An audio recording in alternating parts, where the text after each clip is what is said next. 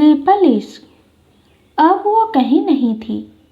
मेरे पिता कहते थे, जो कहीं नहीं होता कभी कभी वो हर जगह होता है।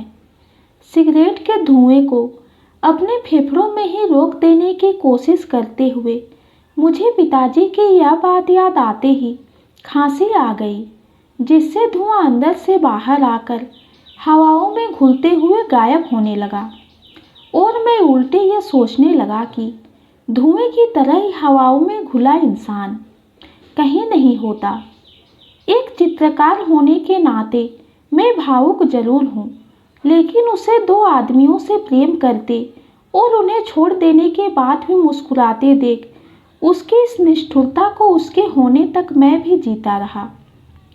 अपने पहले प्यार को वो कैंडल लव कहती थी।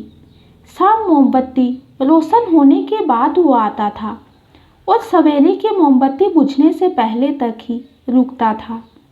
मैं उन दिनों 15 साल का था। मेरी हालत ठीक नहीं थी, सो उसके और दूसरे घरों में हर सुबह फूल बेचने जाता था।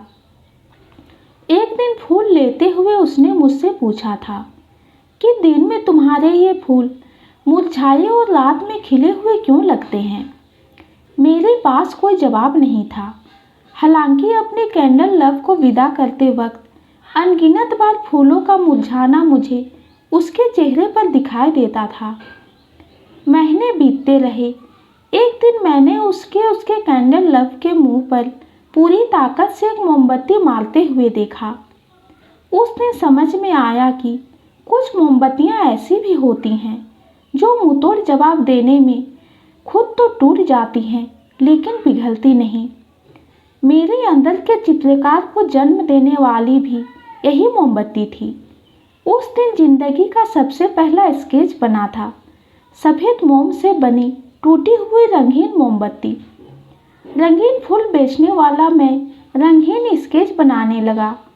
उसकी बात करें तो कुछ ही दिनों में मैंने देखा कि उसकी मुस्कुराहट लौट आई और उसने मोमबत्तियों की जगह चिराग जलाना शुरू कर दिया।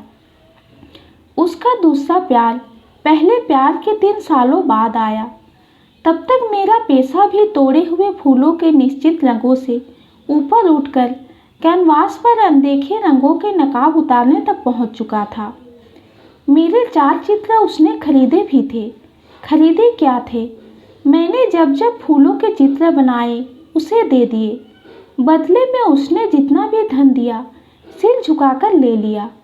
वो शादी के लिए दौड़ लगाने को नासमझी समझती थी, लेकिन उसका दूसरा प्यार एक धावक ही था। वो प्यार होने के कुछ सालों बाद का वो दिन मुझे अच्छी तरह याद है, जब उसने मुझे अपने गले से सोने का हार उतार कर दिया और कहा कि एक ऐसा चित्र बनाऊं जिसमें वो धावक दौड़कर कहीं और ना जा सके। लेकिन मेरे पास ऐसी कोई कल्पना नहीं थी। मैंने उसका हार उसे लौटा दिया और वो पूरी रात मेरे कंधे पर सिर रखकर सिसकती रही। अगले दिन सवेरे उसने मुझे खामोशी लेकिन फिर उसी चिर परिचित मुस्कुराहट के साथ विदा किया। उस धावक के प्रति उसकी यह निष्ठुर मुस्कुराहट मुझे बहुत अच्छी लगी। उसके बाद मैं नियमित उसके घर जाता रहा। हम बातें करते, लेकिन मैं कभी उससे अपने आप को नहीं कह पाया।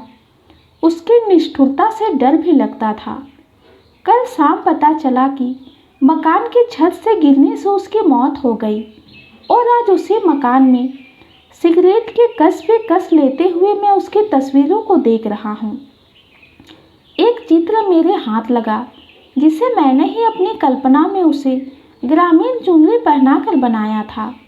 मैंने उस पर लगी मिट्टी साफ की तो पीछे की फ्रेम की तरफ उसकी लिखावट उभरने लगी। उत्सुकता से हुई और मिट्टी हटाकर मैंने पढ़ा।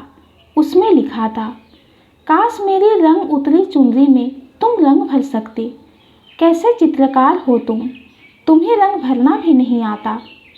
और मैंने सिर उठाया तो स्पष्ट देखा कि वो मेरे सामने खड़ी थी, एक रंगहीन बिना मिट्टी की आत्मा।